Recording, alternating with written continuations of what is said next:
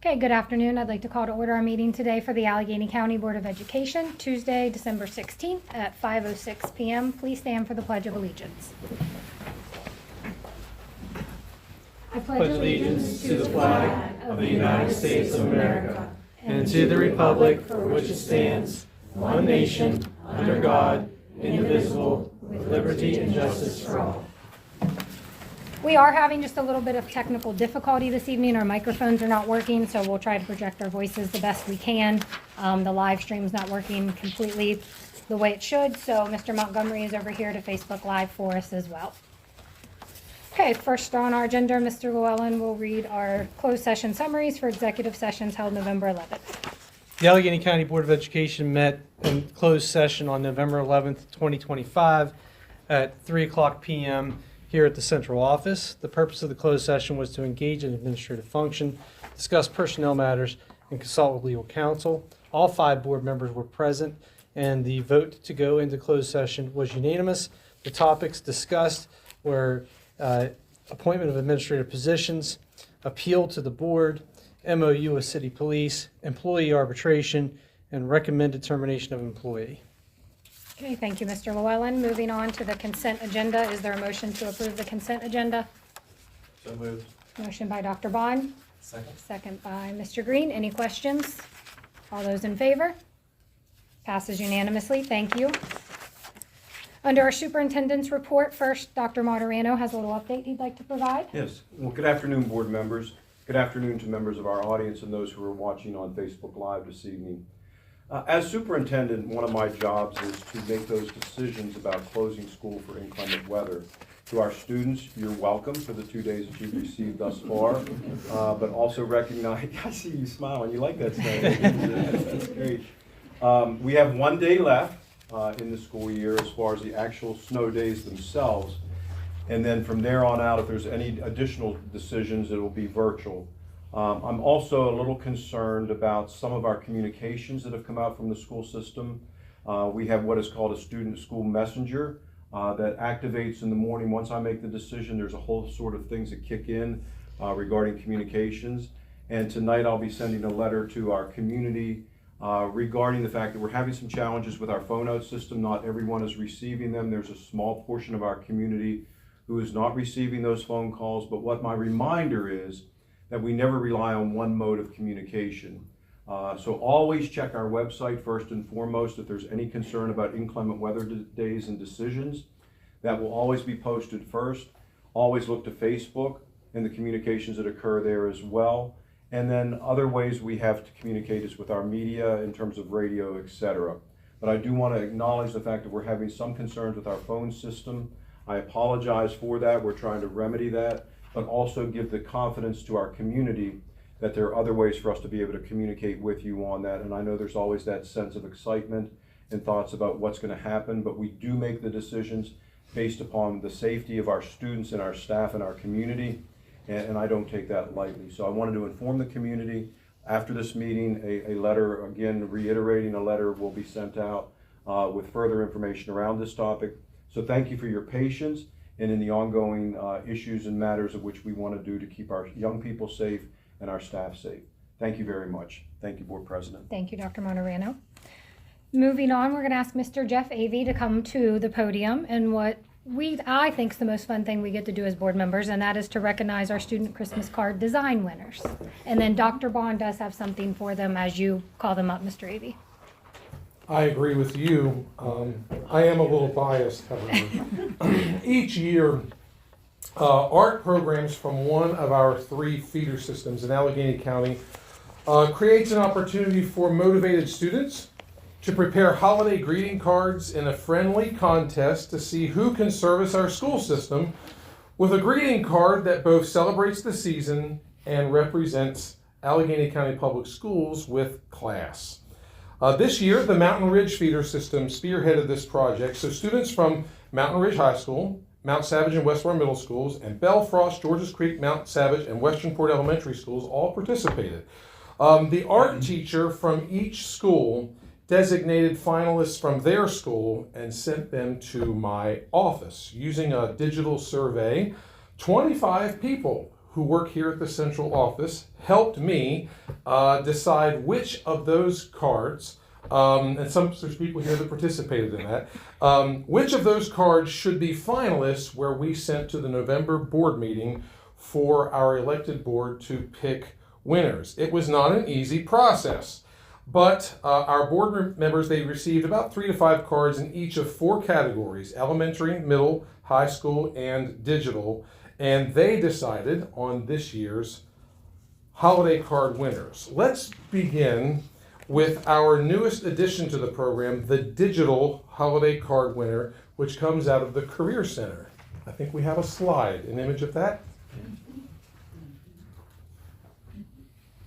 This was created through the graphic design program at the Career Center. The student that created this card, I thought was going to make it, but is not here. Riley Wegman is a 12th grader, and Riley's teacher is Mr. Michael Shockey, and that person designed this rather cleverly created cards. And if you have the opportunity to look closely at the image, the detail that's in every single one of those little ornaments is something very, very special. Mr. Avery, I'm sure you can give this to her on behalf of the board. I'd be very happy to do that. I'll make sure that happens. Now there is someone, a special guest of honor that is here, and I would like to call Ryan Dunn. Here she is.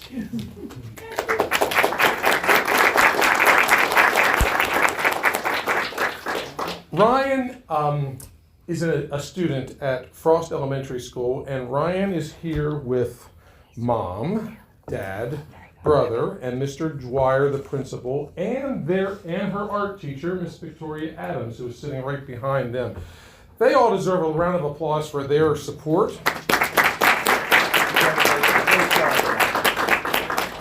And Ryan is in the 5th grade at Frost Elementary School. She loves soccer and she loves dance, and this is the card that she created for all of you. Come on over. These people would like to meet you. Great work. Thank you. Good job. Your earrings are pretty, and your nails. Great job, Brian. You're welcome. Another round of applause for Ryan.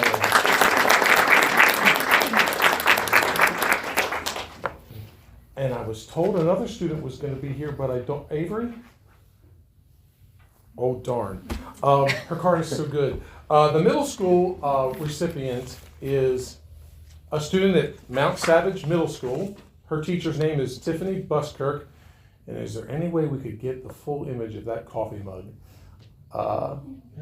I just thought it was an outstanding card for the age group. Avery Seitz created that card. Avery is in the 8th grade. Tiffany Buskirk is in her 2nd year teaching art at that school. And a lot of good things are happening there. It's too bad that Avery didn't make it. Give her a round of applause.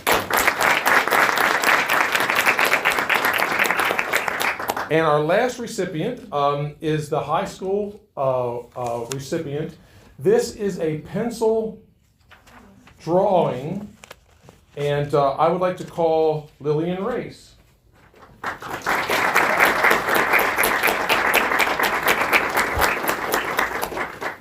Lillian, in addition to being a gifted artist, and whose art teacher, Brooke Westlow, who is not here, speaks very well of her. But my goodness, is she ever a model student? She is into track. She's into flag football. She's a straight A student. She does the Envirothon. She does mock trial, and she does A bunch of other stuff. a bunch of other things. She's in the 12th grade at Mountain Ridge, and she wants to go to Frostburg State and study health next year.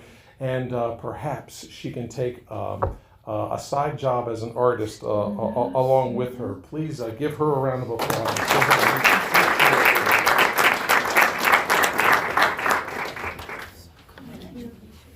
Excellent work. Thank you. Good job. I am so proud of you. I need to say hi to you. Oh, that's your homework? You told me, remember? Oh, that's right, that's right. It means so much to the program to receive the support of everyone involved. Thank you very much for supporting this project and for helping the visual and performing arts as a whole. Happy holidays, everyone. Happy holidays Very to you, good job. Mr. Round of Gravy. applause Thank for you. you.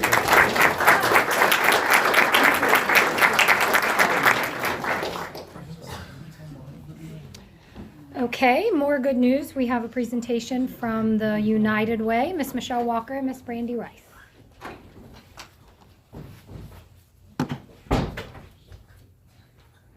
Good evening. Thank you for having us here tonight to speak with you about Step the Bus. So Step the Bus was launched in Allegheny County in 2013. With the exception of 2020, we were unable to fulfill it at that moment. The event has been held annually, making 2025 our 12th year and providing the service to our local community.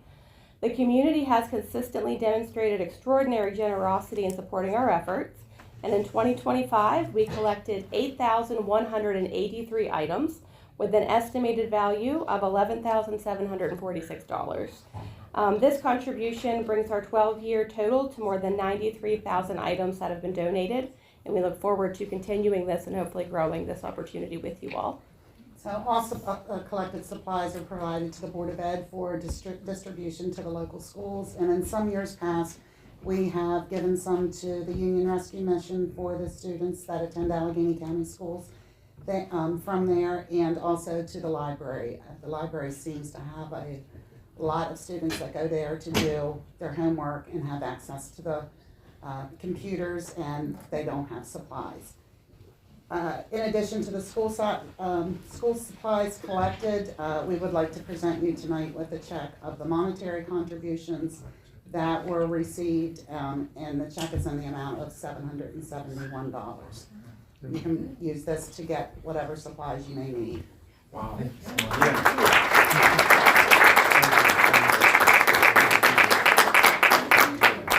appreciate this. You have to continue unless you're. Yeah. There. Well, we'll sum that up. We'll weigh it up. Two of them. Two of them. I got one at Walmart, one at Staples. Thank you for what you do, and thank you for this on Thank behalf you. of the board. Thank you so much. Thank you. And just a shout out, the last 2 years, the Fort Hill football players have been the ones to go help stuff the bus at Crescent Town Elementary School, the volunteers of the boys from the team. So And this year they unloaded at the warehouse. We delivered the supplies to the warehouse. We couldn't do it without them, so, awesome. yeah, they're great. Thank you. Saves me a lot of work. Thanks, Thank Brandy. you. Good to see you. Have a good night. You too. Okay, this time we're going to recognize Allegheny High School's Unified Flag Football Team, and I think we have Mr. Bauer with us, or is Tracy, Mrs. Leonard, I'm sorry. That's fine.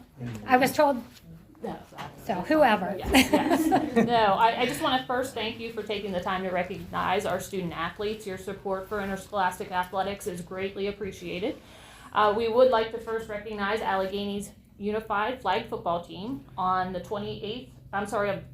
18th of November. The Unified Flag Football State Championship was held at Frostburg State University. Allegheny's high school's team had an outstanding performance, winning both the skills competition as well as the 5-on-5 championship. Allegheny also, their skills team, was awarded the Sportsmanship Award that day as well. So I have Allegheny's principal, Mr. Scott Bauer, here to speak on behalf of head coach John Irons, who sends his regrets for not being able to be here today. So Scott, please. Thanks. Hey, thank you. I'm here because Coach Irons and Coach Hansel was unable to attend tonight.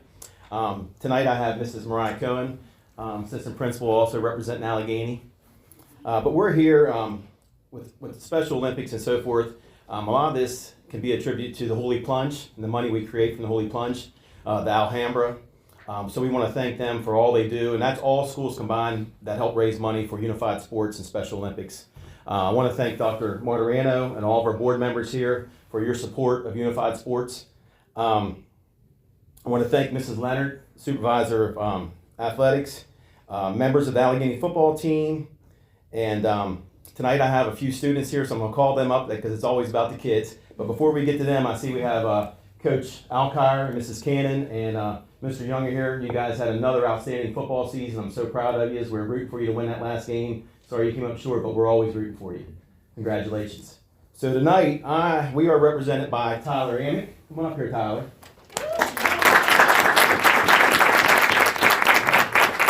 Allison Cope.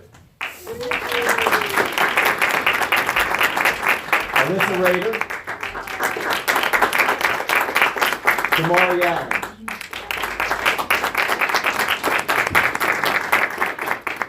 Good news is we're able to have 4 outstanding members of our unified team here this evening to accept this award. So here you go, guys. Congratulations.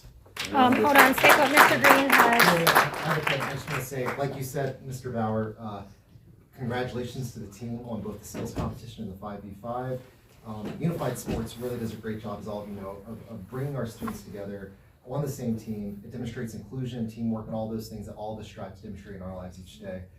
Want to echo your congratulations to Coaches Irons and Hansel for their accomplishment. Congratulations to all of you and your teammates. And on behalf of the Board of Education, I will present to you all, and hopefully this will be hung up, but I'll present this wonderful plaque that recognizes your accomplishment. Thank you all so much.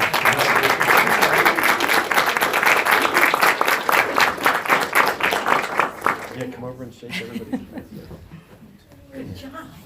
Outstanding. Thank you. Congratulations. Thank you. So proud of you. Congratulations. Good job. Thank you. Thank you. Good to see you again. Congratulations. Excellent. How are you? Thank you. Thank you. Thank you. Good to see you. Thank you. Long time. All right. Thank you. See you tomorrow. Yes, sir. Yeah. Thank you. Thank you. Great picture.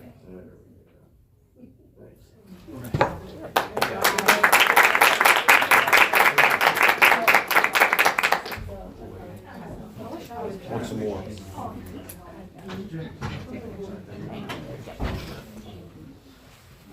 Are you staying? I'm just going to introduce. Okay. Okay, next we're going to represent our homecoming players. For this year's homecoming game, Mrs. Tracy Leonard, I believe we also have Mrs. Cannon, Coach Alkire, and Mrs. Widmeyer has a plaque for the players who are present as well. Thank you. So we would also like to recognize the offensive and defensive players of the game from our annual Fort Hill versus Allegheny homecoming game. This year's recipients are both from Fort Hill High School. We have Braylon Younger, who is our offensive player of the game, and we have Kyler Miller, who is the defensive player of the game. Head coach Zach Alkire is here to speak on behalf of the team. Coach Alkire. Thank you, guys. I'd like to echo Scott's remarks too. Congratulations to the Allegheny Unified team on their state championship and the importance of Special Olympics. We do a ton of fundraising with the football team, and I always tell them that the most important fundraiser we do is the Holy Plunge.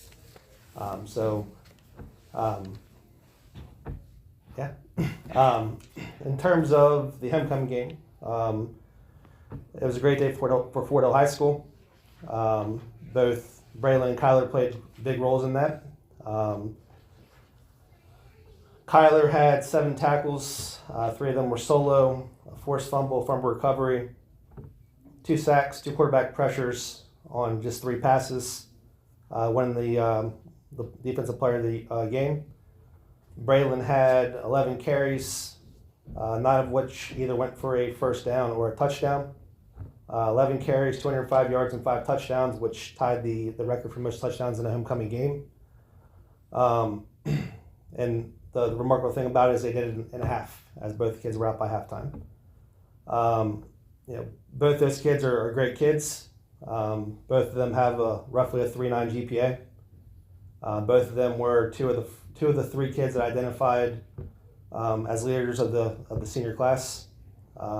They were both team captains for the entire year, and both were team leaders throughout the summertime, earning Ironman and Red Ox awards, which are summer lifting awards this summer. So, congratulations to both Kyler and Braylon on their achievements in the homecoming game.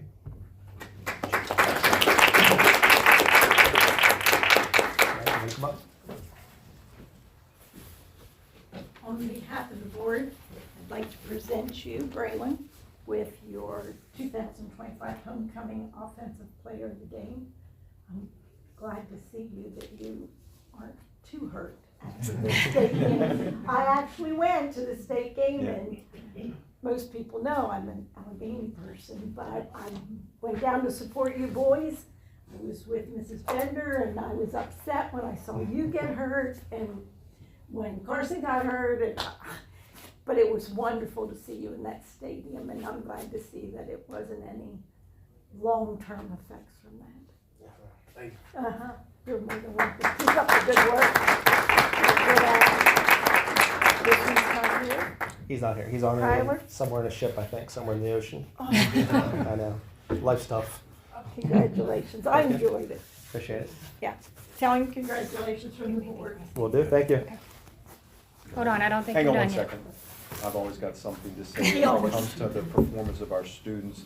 I am just so proud of you, Coach, for you, Braylon, for how well you represented. I had the honor to talk to the team before you headed to Annapolis, and I have been so impressed with your character, your conduct, and how well you have represented the good people in Allegheny County.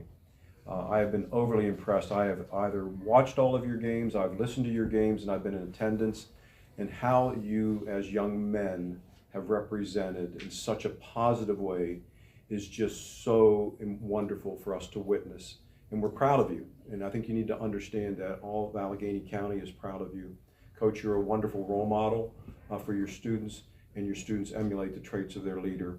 And I thank you for that. At the same time, I would be remiss if I didn't acknowledge your outstanding principal, Mrs. Cannon, who is an amazing leader, who keeps young people in the front of everything that she does. She advocates for you constantly, and she's always talking in such positive ways about you. To the parent community, I know how proud you are as well. To the parents who are here this evening, I thank you for your contribution, and you will remember all of these days for years to come. And one more time, if I haven't said proud 10 times, let me say it 10 more times.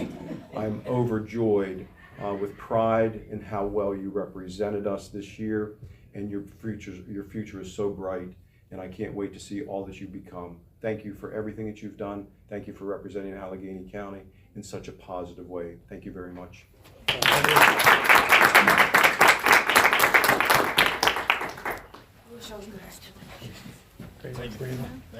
How's your leg feeling? Great job. Congratulations. Yeah, I'm sure he's smiling. He is. Good job, Zach. You too. We're old friends. We can't take each other too serious.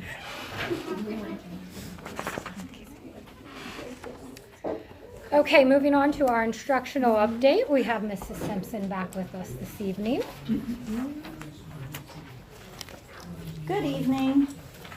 I tricked you last time. I told you I would be here again, and then I went on vacation. But anyway, so yes, Disney with some of the grandkids. Anyway, I wanted to present the update of the 2025 Maryland School Report Card. This is a public document, and anyone can find it on the website. All of the information is on there. As an introduction, each school receives an annual report card, which reflects how the school performed on the state's accountability system. The school report card, plus additional data, is available on the Maryland Card website.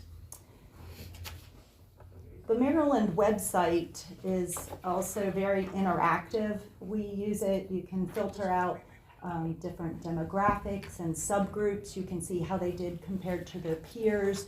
You can see if there's gaps between different subgroups. It's a great tool. I use it a lot in the school improvement aspect. The purpose of the report card, each school's results in Maryland Accountability System are compiled and reported on the Maryland Card website. The individual school report cards are designed so that parents, educators, stakeholders, and others can easily understand how their schools are performing, just as traditional report cards help parents understand how their students are performing academically in their classes and in other important ways. The report card is one measure used by school and district leaders to inform and target improvements. The Maryland Accountability System includes multiple ways to describe student and school performance.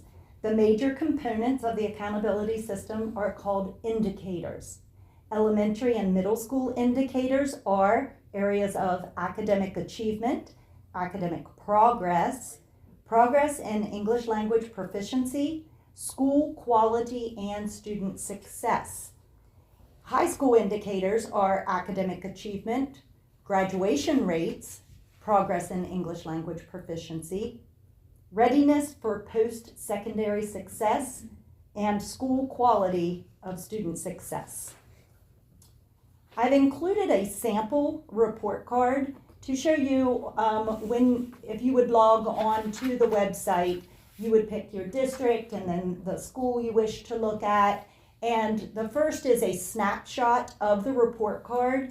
It tells the school, it gives the school a star rating out of 5 stars. It gives their percentile rank, how they rank of all of that level of schools, elementary against elementary, the percentile rank across all schools in Maryland. It also gives total points earned out of total points possible. Our report cards do not earn a total point possible of 100 points. 10 of the points are, that does come from the proficiency of English language learners, and we currently don't have a school that meets the minimum number of students in that subgroup, which is 10. We do meet that at a county level, but not yet at a school level. So then the total points is reduced at the school level to 90 and those calculations. So the school also gets a percent of points earned. The next slide shows you what it takes to achieve those star ratings. Basically, a 75% of your points give you a 5-star rating. 60 to 75% are the 4-star ratings. And you can see 45 to 60 give a 3-star, and so on. I wanted to be transparent, and I actually love that if we're not real and we're not transparent, we can't do the work that we need to do. And so, you know, anyone that knows data knows you can spin it or make it look however you want without being dishonest. And we're not about that. We're not. We're about just being real, wanting to dig in and make the improvements. I use the report card and all of the indicators when I meet with principals, when I meet with their school improvement teams. I use that and say, where is your report card weak that we need to focus? And that's part of their school improvement plan that we look at as supervisors, the directors, the chief academic, when we meet with them. You can see that we have decreased in our star ratings. Back in 2022, we did have representation of 5-star ratings, which have dropped. I love that I had pre-meeting questions that I could dig into this afternoon, and that's what I came up with and gave the board members some data to. It was actually Mr. Green had some additional questions, and I said, you do not know. I have just been sitting, waiting 9 years for someone to want more data. No. And I am very happy and pleased to present whatever that data is. This is all public documents that I have provided, but it's not as easy to filter through. So I threw all of the numbers onto one page so that you could see the progress of the schools, where they're actually earning their points.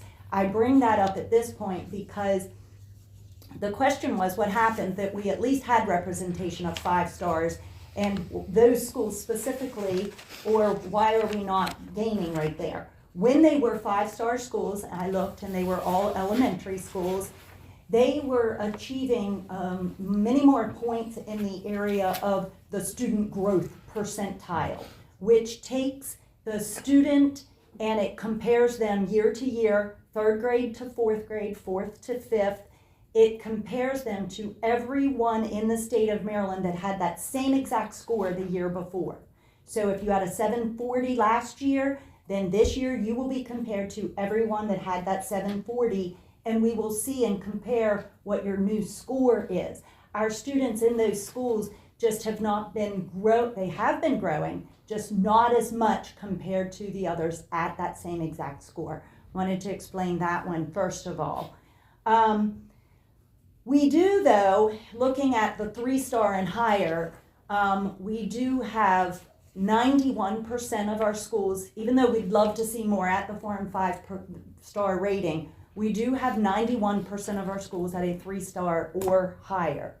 We do have 2 schools that were at the level 2, and we are digging in deep, I will say. Directors and supervisors have met at the school. They're there often. There is collaboration going on. Their school improvement plan is being, intensely looked at, not scrutinized. That makes them feel like, I'm going to tell you, they are hard-working schools. They are doing a nice job, but they have a lot coming against them. One thing I will tell you that I preach all the time is the attendance. Those 2 schools have 43 and 44% of their students chronically absent. And this is where I want to be real, and I hope the public is listening. We want to do the best for your students. We want to educate. We want to grow them. It is very difficult to achieve academically when almost half your school is chronically absent. And that's the situation those 2 schools are in. We have other schools that are also not achieving as many points as we'd like to see in the chronically absent category. And we also are looking at one thing across the levels that goes along with this growth percentile. Even at our high achieving schools, the growth percentile, going from a 5-star to a 4, we are seeing that students that are proficient, many of them are only achieving the level 3. And that might be that growth rate where we really want to target not just the struggling students to get them proficient, but we don't want to settle that a student is just proficient. We want to see them at a level 4. So we're also looking at that in the school improvement plans to see if there are strategies and that diversifying the groups so that you are excelling that top and pushing the top. I will say that studies show schools with high chronic absenteeism struggle in that for the top students because you're constantly having to revisit lessons. They're trying to go back, and so it's hard to push as much as they want to do with that. So in that, we'll move to the next slide, just wanting to show you the breakdown of the calculations and where the students, where the schools earn their points. You can see the second one, the growth in ELA and math is 25 per points of the report card. Pair that with the academic achievement that's also math and ELA, you have 45 points of a 90-point report card. 50% of it's coming from our ELA and math achievement. And then 15 more of it from your attendance. The middle school calculations are very similar. They do have, as well as the science, the science is taken into consideration at the elementary level. It's in the credit for completed well-roundedness. And then the middle school has their science and social studies. So it's not that it's not considered. Those proficiencies are given points of the report card. They're not weighted nearly as heavily. And then the high school, you can see that they also have that academic achievement, but theirs is broken out a little differently. They don't have a growth rate for the students at the high school level because they do not take a test year after year. Yeah, we will go back to that. Tongue tied. They also have indicators that are not at the elementary or middle level, like their graduation rates and their ninth graders on track. All of the schools do have their student and teacher surveys included as 10 points of the report card. So we also include that in the school improvement plan. We look at the areas where they're performing low, look at those student subgroups and where they feel the school is not meeting their needs. So we look at all of that. Student group performance, The report card system allows schools to see how specific student groups perform. It provides the selected population's own report card. This is what drives that identification of ATSI, TSI, CSI, the additional targeted school of improvement. And so it also drives and produces an equity report card, which the Maryland report card allows schools to see the comparisons in student group performance and gaps between those groups to see if there's equity there. We often look at that. I will say just the equity group of male-female comparison. We see a huge gap at the elementary in ELA of that male-female gap. We've worked on that, getting different literacy in the elementary schools that appeals to male readers and some different things like that. Any other questions? I do have, in those works, besides those two-star schools, we have implemented, going back to our multi-tiered systems of support, where we are looking at our tier 1 instruction and making that a stronger tier 1 so that it's meeting the needs of all of our students before moving up that tier. And I do want to say, though, when you're looking at the percentages, that the one school was only 0.2% away from being a 3-star school, and the other school was a 0.8%.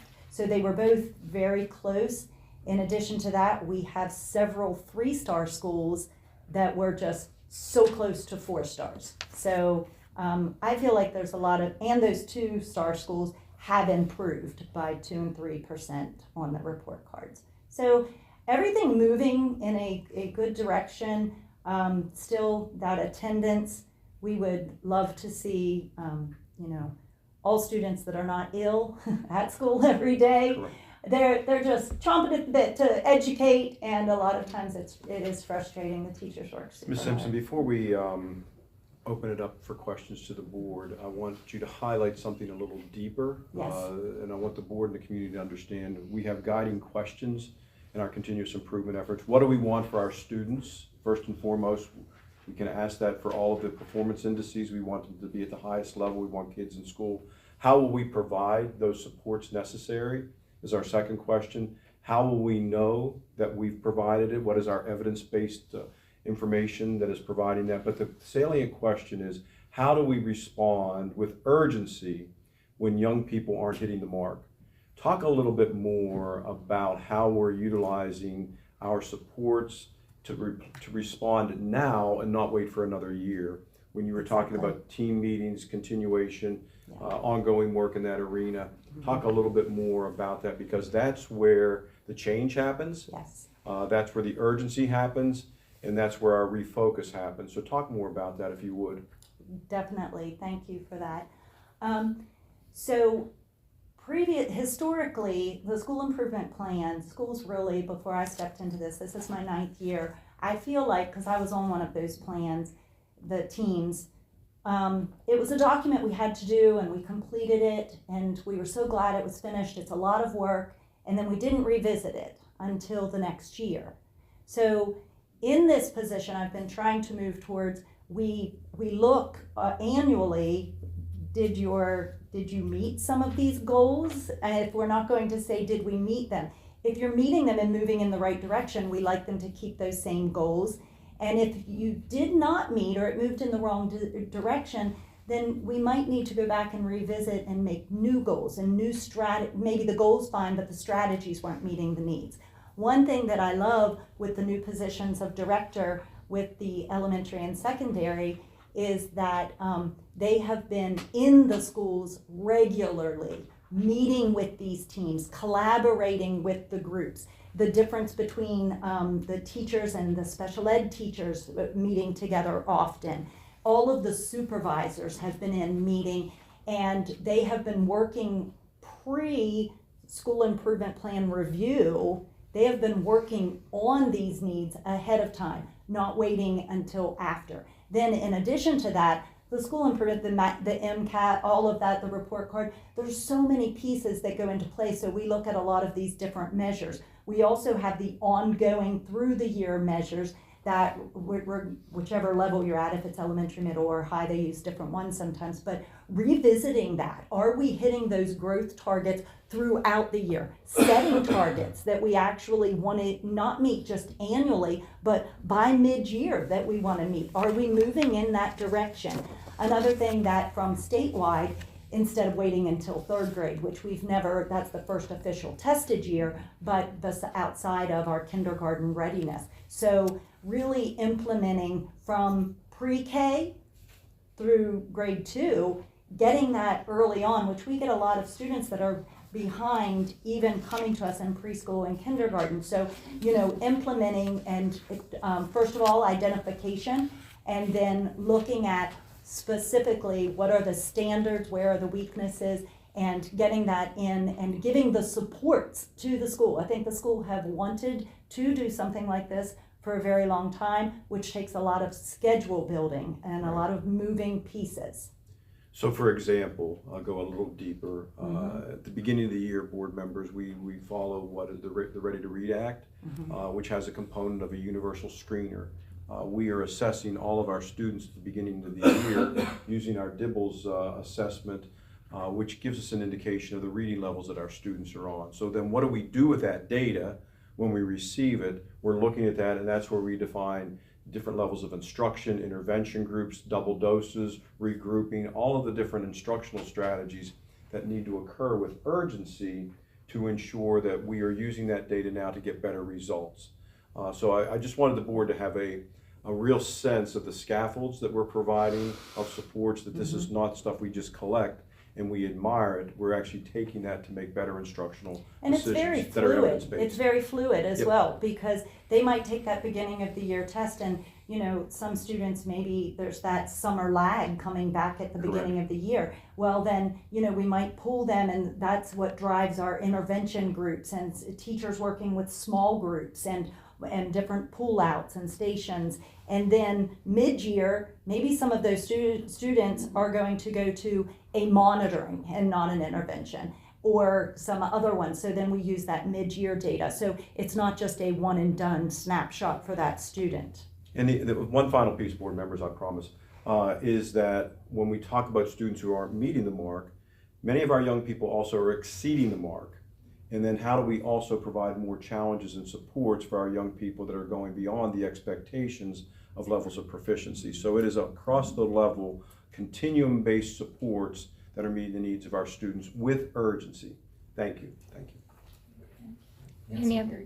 Yeah. I'll No, jump in real go ahead. quick. First, thank you so much for compiling this data. Thank you so much for, as a board member, I have the same problem the public does, which is getting all this data on one sheet. So that's very helpful.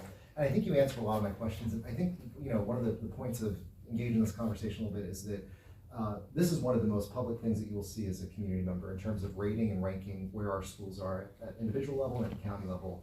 And what's so hard, I think, even as a board member, somebody that's kind of in the weeds of this, is understanding all those contributing factors, and more importantly, understanding how we're using that data to improve our programs of instruction, improve the work that teachers are doing within schools. So first, thank you for that public context about the things that we do to build these improvement plans. It's really, really helpful. My questions really were about absenteeism and attendance, which is trending upward slightly. As you mentioned, one of the most critical things, and one of the things that we just want to drill into the public and parents and students especially, your child cannot get the quality education that we're trying to provide unless they're there. And our principals and staff work so hard to make sure that happens, but parents are the other part of that. And I know it's challenging. I know that these are not easy times to live in, transportation, et cetera, but we have to get kids in school if we want to give them a brighter future.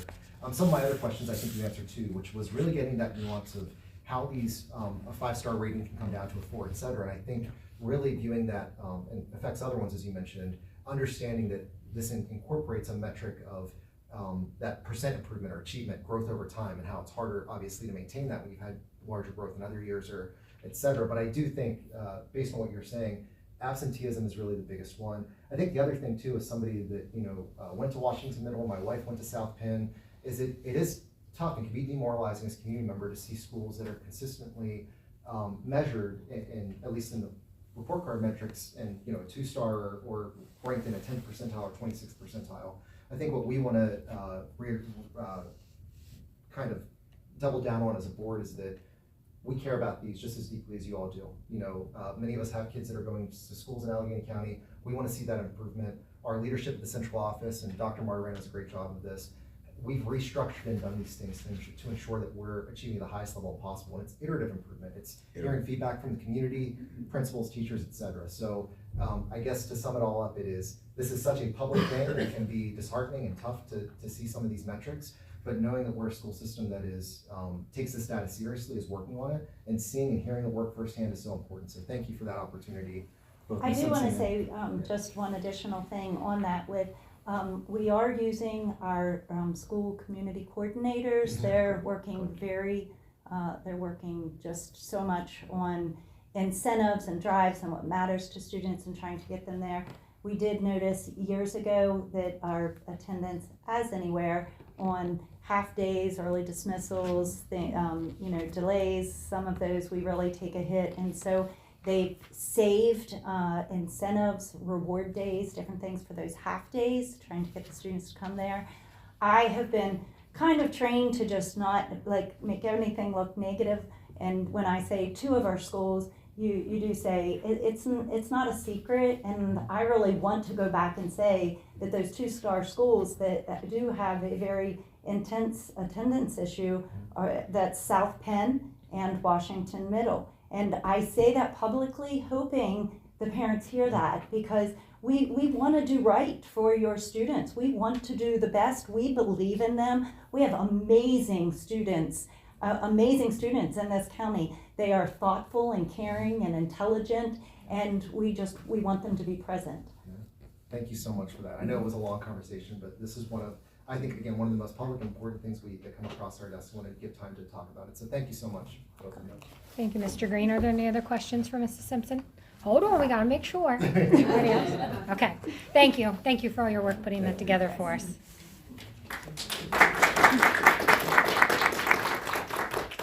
Okay, next we have Mr. Webb with our annual update on the Next Gen Scholars Program.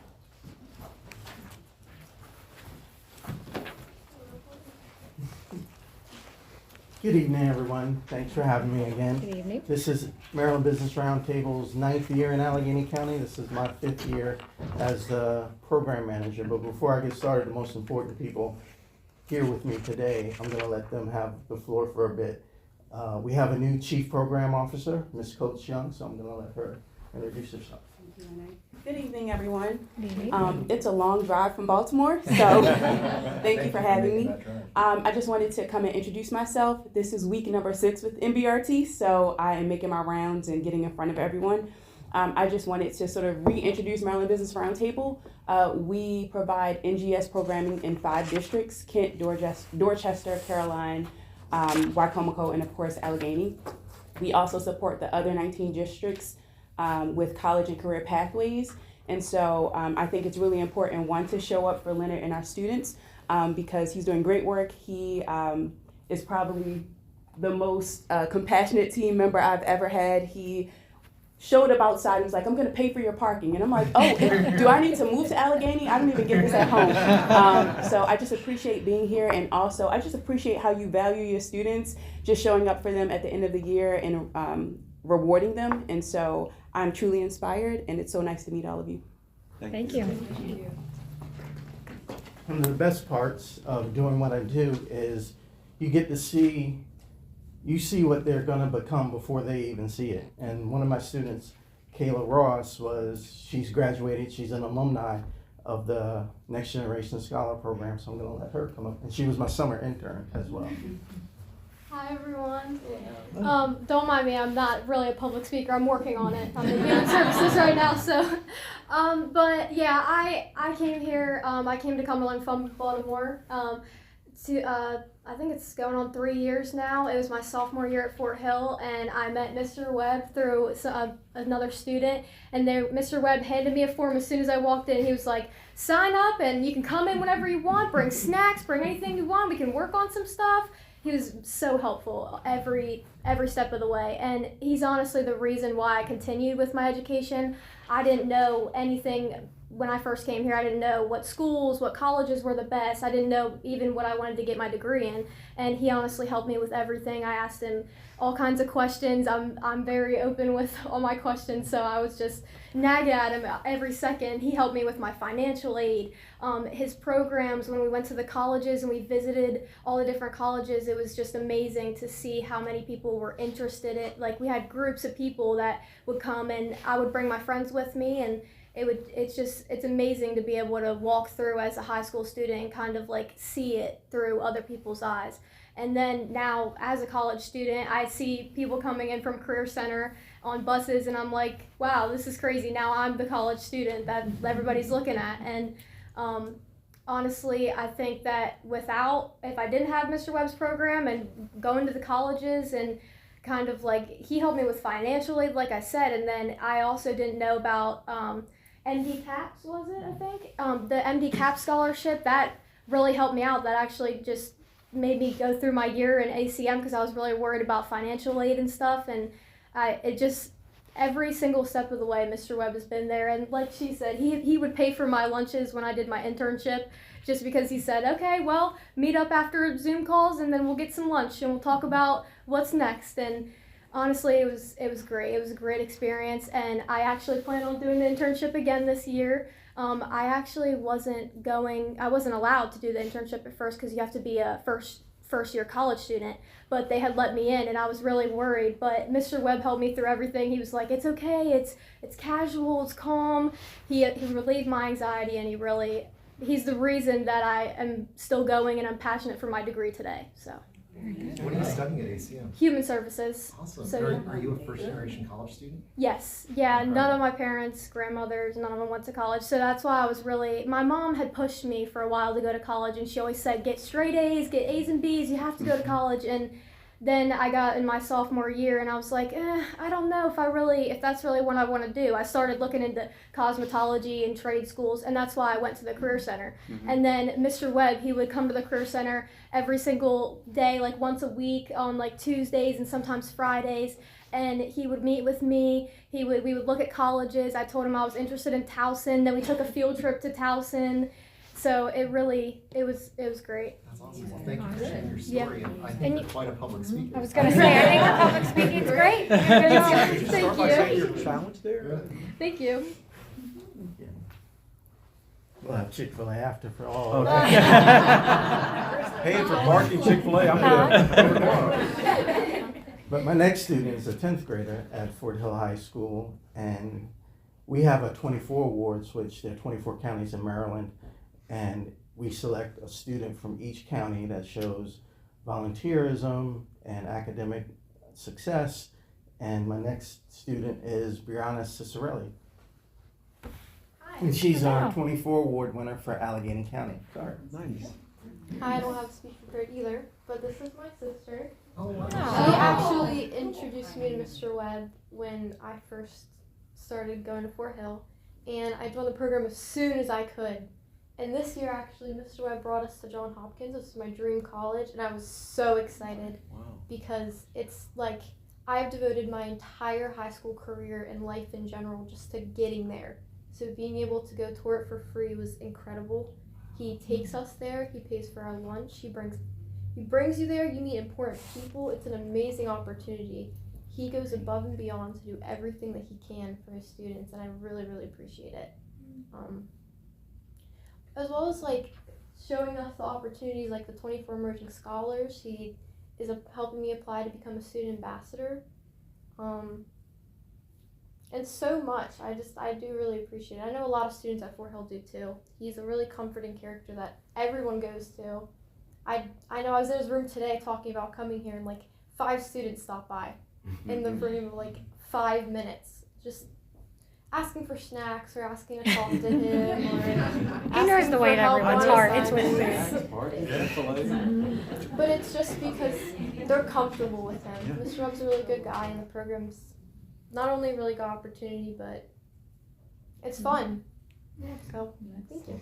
Thank you for sharing your story. I'll say I'm also a first generation college student, and I went to Hopkins for my master's. So I will tell you, it is possible. You can do it. And I think that's the biggest thing, is having people like Mr. Webb in your life that can tell you that it's possible. I was having this discussion earlier today. you know, it's so easy being from a small town, and I know you guys are from Baltimore but then moved up here, to really kind of limit the scope of what you think is possible. And I wish I had more people like Mr. Webb. I had Kate Lockery, our Chief Academic Officer, somebody who had that kind of impact on my life, to show you those possibilities. It makes it very real. So thank you so much for taking the time to share your story. Thank you. I wanted to use my time for student voice, so I'm gonna be really quick on our slides. I'm not independently wealthy, so. That means you're not taking us off. You can go to the next slide. This is our mission at MBRT. It's at the very heart of our mission is unwavering resolve to foster career and college pathways that empower students, bridge opportunity gaps, and ensure that every individual has the tools and the opportunity to thrive. Our board of governance is growing. I think last year when I was here, we had 9. We're approaching 15 now. So we're expanding our reach. Next slide. This is our leadership team. Ms. Markley Schreiber is going on her 2nd year. You've met Ms. Coach Young, and Mr. Thorne has probably been there from the beginning. Next slide. Our current programs, as you heard, the Next Generation Scholar Program, which is college and career readiness. The Speakers Bureau program, which I'd like to put out there since this is going out, is for professionals to come in and talk about their career pathways to help the students understand how to get to where they want to be. Our Student Ambassador program is like a leadership program. We meet bi-weekly with students across the state. All 24 counties are represented. We have about 50 student ambassadors across the state, and our newest one is right here. Our Way to Be, we have a magazine, and we also have an app that is that kids can download, and they can actually talk to professionals. They're recorded sessions that professionals provide their information on how to get to where they are. Next slide, please.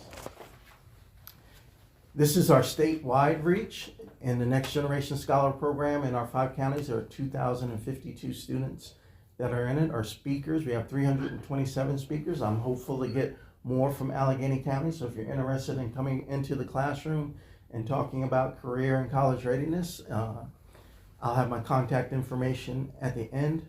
24 districts, as I said, and our Way to Be magazine has been distributed 55,000 students.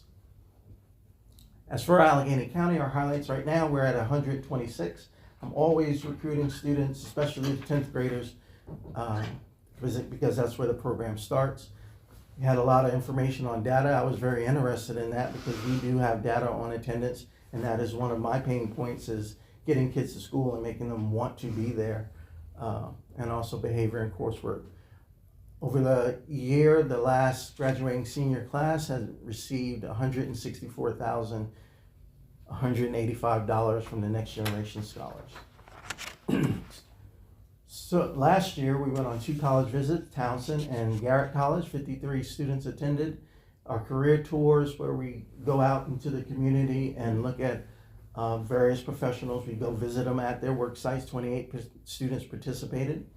And data is important to me, but the students are important, but a great piece of data is that of our surveys, 88% of the seniors from last year believed college was an option for them, which I think is very important, even though I encourage all students to apply for at least one college, usually that's ACM, so it's there. They have options, and that's important that they know they have options.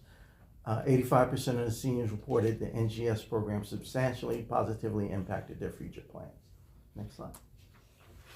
During the summer, we have a college boot camp, which I go over financial aid and financial resources such as scholarships and setting up Indeed Cap accounts. We have a bridge program for students that are graduating. We had 4 students from Allegheny County attend Loyola University for Success After High School.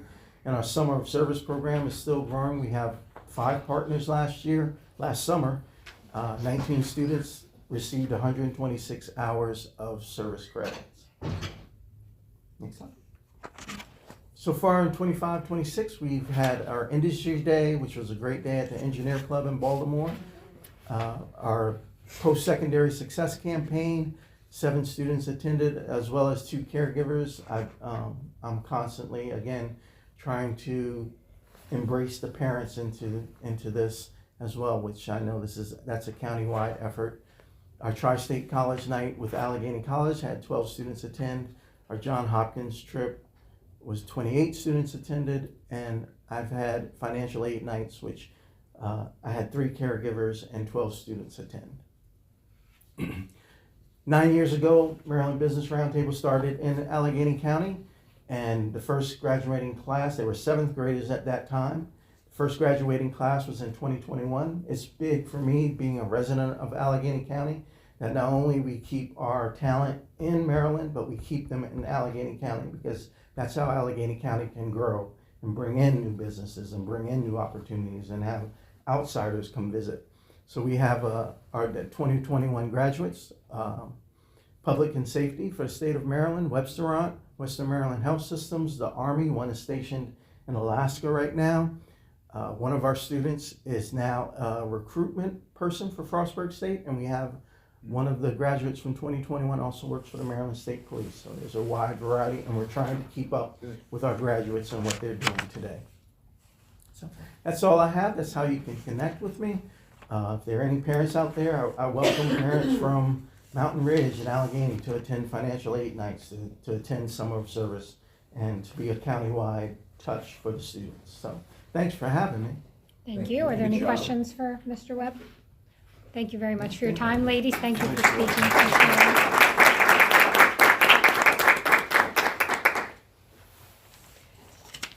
Okay, moving on to public comment, we have Miss Kim Sloan signed up to speak, and that's a tough act to follow today. Yes, it is. But fortunately, I have some good news too. Since 2005, ACEA, formerly ACTA, in conjunction with ACPS, has hosted an annual Denim Days for Toys for Happiness collection to support the local charity and help meet the needs of our community. This year, that event was held on Wednesday, December 3rd.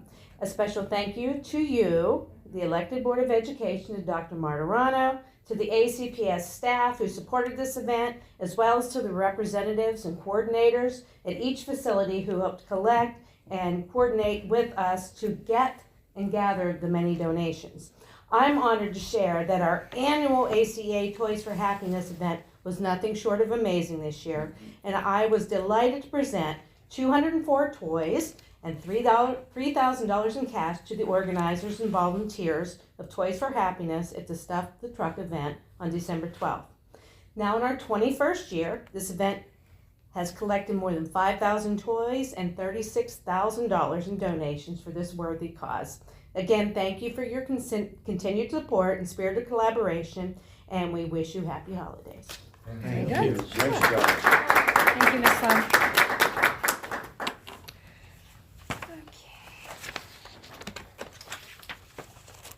Okay, under new business, we have a few policies to get through. I'll turn it over to Mr. Llewellyn. Thank you. Board members, you have in front of you, the first one is school attendance areas, JC. This is before you because a question came up. As you know, we have a new residency policy that we put into effect this school year. And the question became, there's requirements for proving where you live here in Allegheny County for the residency policy. Are we going to do the same thing for the school attendance areas? It's the same level of documentation. So policy committee took a look at that and said, yes, we're going to make it all the same. So our personnel workers know exactly what exactly they need to take from somebody if they're moving from the Mountain Ridge district, say, to the Fort Hill district. What information do you have to provide to the schools? And this clears that up. So we're basically making our definitions the same here as they are in the residency policy, and saying, hey, we're even tying them together, saying the bona fide domicile of a student shall be verified in accordance with the requirements of policy JFA, that resident, non-resident student eligibility. So this is a first reading on this change. Thank you, Mr. Llewellyn. Is there a motion regarding policy file JC? Motion to consider first reading of student attendance areas policy file JC. Thank you, Mr. Green. Second? I'll second that. Second by Mrs. Widmeyer. Any questions, comments regarding the policy? All those in favor? Passes unanimously. Thank you. Next, you have policy GBEBB, which is our staff conduct with student policy. And you're going to have the, assuming you pass this on first reading, you'll have more changes coming to the regulation at your January meeting. But we're just adding here to the policy the definition of grooming. So we have that for your consideration. Can I get a motion regarding policy file GBEBB? Motion to approve first reading of staff conducts with students policy file GBEBB. Thank you, Dr. Bond. Is there a second? Second. Second, Mr. Green. Any questions regarding the policy? All in favor? Passes unanimously again. Thank you. Next, you just have a regulation. This is following up on the resident, non-resident. We just talked about that policy, JFA. A small change on the 5th page, R5, you'll see is just a small change. We want to clarify that so only the superintendent can allow an out-of-state student in under our current regulation. We want to clarify the scope of that discretion and that it's limited by the requirements of this regulation. So we've added that little bit of language in on page R5. Okay, This is and I would say this is a regulation, so you're supposed to review it. If you don't like it, you're going to vote to send it back to policy committee. If you don't have any issues with it, then you do nothing. Any questions regarding the regulations? Okay, very good. Thank you, guys. Time for our student member of the board update, Miss Israel. My father is from Nigeria. My father's from Nigeria, and he always tells me, he's like, Angel, it takes a village to raise a child. He always said it like that. And I see from this entire meeting that it truly is true. Like, it takes a village to raise a child, much less kids from 22 schools throughout an entire county. And so I personally, as a student, not just as small, but as a student, I thank you for your work, because this is a lot. This is truly a lot. I just have some brief reports. Last month, November 22nd, the Maryland Association of Student Council, or MASC, they held their annual Fall Leadership Conference. That was held in Northwest High School in Montgomery County. At Casey, we were all in attendance. I got to speak to several board members throughout Maryland, as well as the president of the National Student Council, who's David Arwalo. December 9th, at Casey, we held its second General Assembly at Career Center. We had a total of about 130 students in attendance, representing all high school and middle schools in the county. Students, they made Christmas cards and ornaments for local nursing homes to spread Christmas cheer.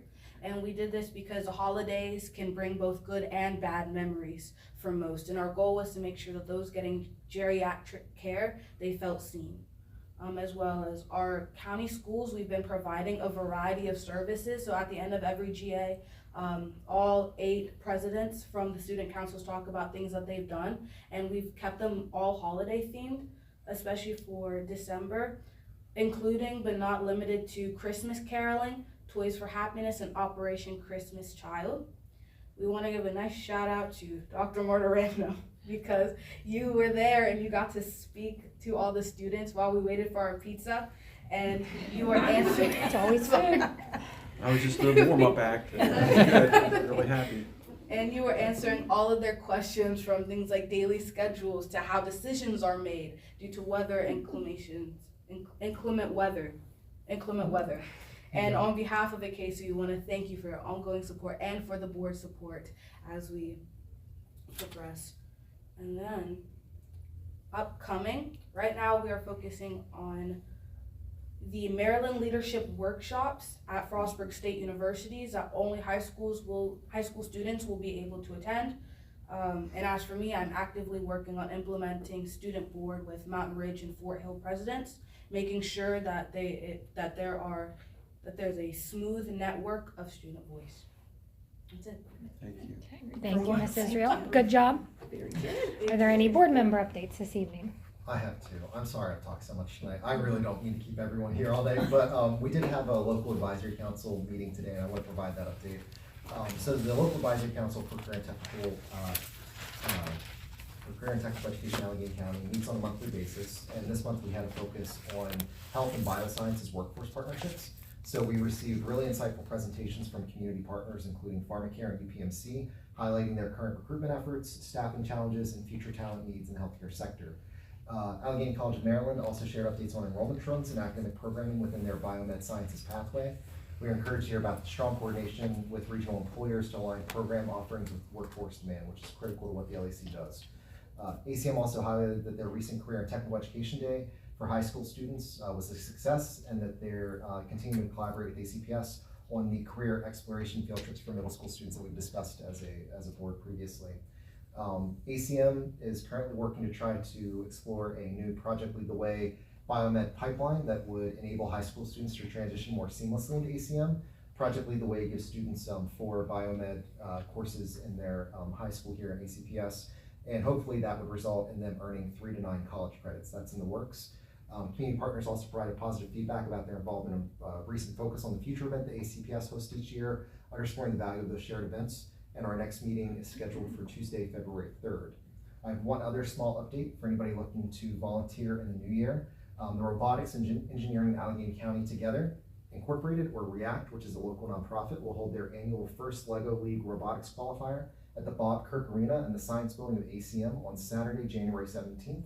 That's an all-day event, and they are in desperate need of volunteers. So they have 50 to 60 volunteer openings, everything from judges to people to help set up and break down the event. I would encourage you to reach out to Lisa Edwards at lisa.m.edwards, Lisa spelled L-E-S-A, at gmail.com, and Mike Fiskus, Mike at reactallegheny.org, as soon as possible if you're interested. That's all of my updates. Thank you, Mr. Green. Any other board member updates? Motion to adjourn. Motion to adjourn. Is there a second? Mrs. Widmeyer, all those in favor? Okay, very good. Happy holidays, everyone. We'll see you in January.